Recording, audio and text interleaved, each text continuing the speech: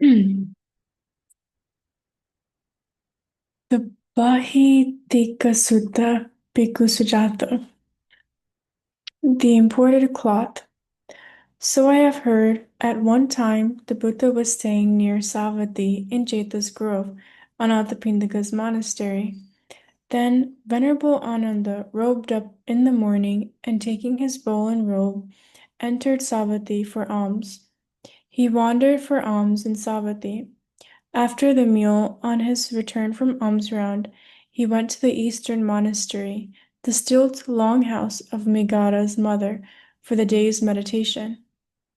Now, at that time, King Pasenadi of Kosala mounted the single lotus elephant and drove out from Savatthi in the middle of the day. He saw Ananda coming off in the distance and said to the chief minister, Siddhivada, "My dear Siddhivada, isn't that Venerable Ananda?" "Indeed it is, great king." Then King Pasenadi addressed a man. "Please, worthy man, go to Venerable Ananda, and in my name bow with your head to his feet. Say to him, 'Sir, King Pasenadi of Kosala bows with his head at your feet.' And then say, 'Sir, if you have no urgent business, please wait an hour out of sympathy.'"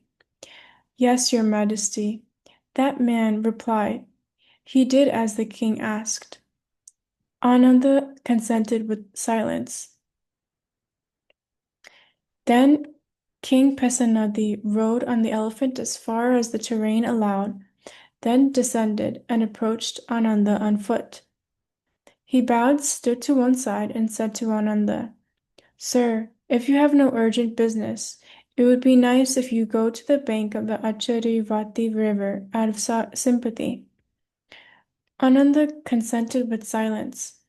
He went to the river bank and sat at the roof of a certain tree on a seat spread out for him.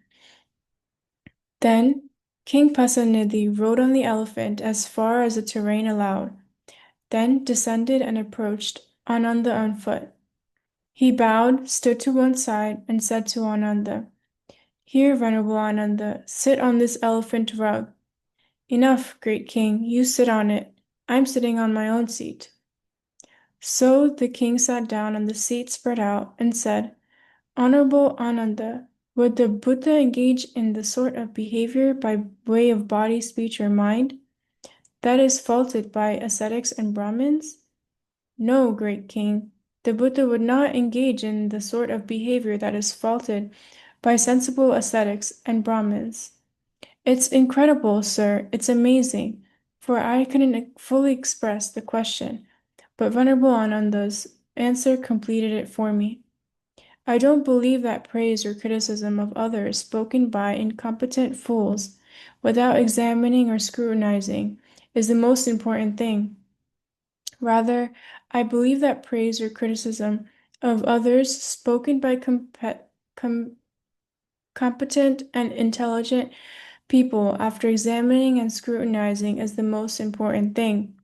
But, Honorable Ananda, what kind of bodily behavior is faulted by sensible ascetics and Brahmins? Unskillful behavior. But what kind of bodily behavior is unskillful? Blameworthy behavior. But what kind of bodily behavior is blameworthy? Hurtful behavior. What kind of bodily behavior is hurtful? Behavior that results in suffering. But what kind of bodily behavior results in suffering? Bodily behavior that leads to hurting, suffering yourself, hurting others, and hurting both, and which makes unskillful qualities grow while skillful qualities decline. That kind of bodily behavior is faulted by sensible ascetics and Brahmins. And what kind of verbal behavior, mental behavior, is faulted by sensible ascetics and Brahmins? Mental behavior that leads to hurting yourself, hurting others, and hurting both, and which makes unskillful qualities grow while skillful qualities decline. That kind of mental behavior is faulted by sensible ascetics and Brahmins. Sir, does the Buddha praise giving up all these unskillful things? Great king, the realized one has given up all unskillful things and possesses skillful things. But, sir, what kind of bodily behavior is not faulted by sensible ascetics and Brahmins? Skillful behavior. And what kind of bodily behavior is skillful? Blameless behavior. And what kind of bodily behavior is blameless? Pleasing behavior. And what kind of bodily behavior is pleasing? Behavior that results in happiness. But what kind of bodily behavior results in happiness? Bodily behavior that leads to pleasing yourself, pleasing others, and pleasing both, and which makes unskillful qualities decline while skillful qualities grow. That kind of bodily behavior is not faulted for sensible ascetics and Brahmins. But what kind of verbal behavior, physical behavior, and mental behavior is not faulted by sensible ascetics and Brahmins? Mental behavior that leads to pleasing yourself, pleasing others, and pleasing both, and which makes unskillful qualities decline while skillful qualities grow. That kind of mental behavior is not faulted by sensible ascetics and Brahmins. Sir, does the Buddha praise embracing all these skillful things? Great King, the realized one has given up all unskillful things and possesses skillful things. It's incredible, sir. It's amazing. How well was this said by Venerable Ananda? I'm delighted and satisfied with what you've expressed so well. So much that if an elephant treasure was suitable for you, I would give you one. If a horse treasure was suitable for you, I would give you one. If a prize village was suitable for you, I would give you one. But, sir, I know that these things are not suitable for you. This imported cloth was sent to me by King Ajatasattu of Magadha, son of the Princess of Videha, packed in a parasol case. It's exactly 16 measures long and 8 wide. May Venerable Ananda please accept it out of sympathy. Enough, great king. My 3 robes are complete.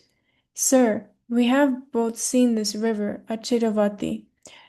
When it was rained heavily in the mountains, and the river overflows both its banks, in the same way, Venerable Ananda can make a set of 3 robes for himself from this imported cloth, and you can share your old robes with your fellow monks.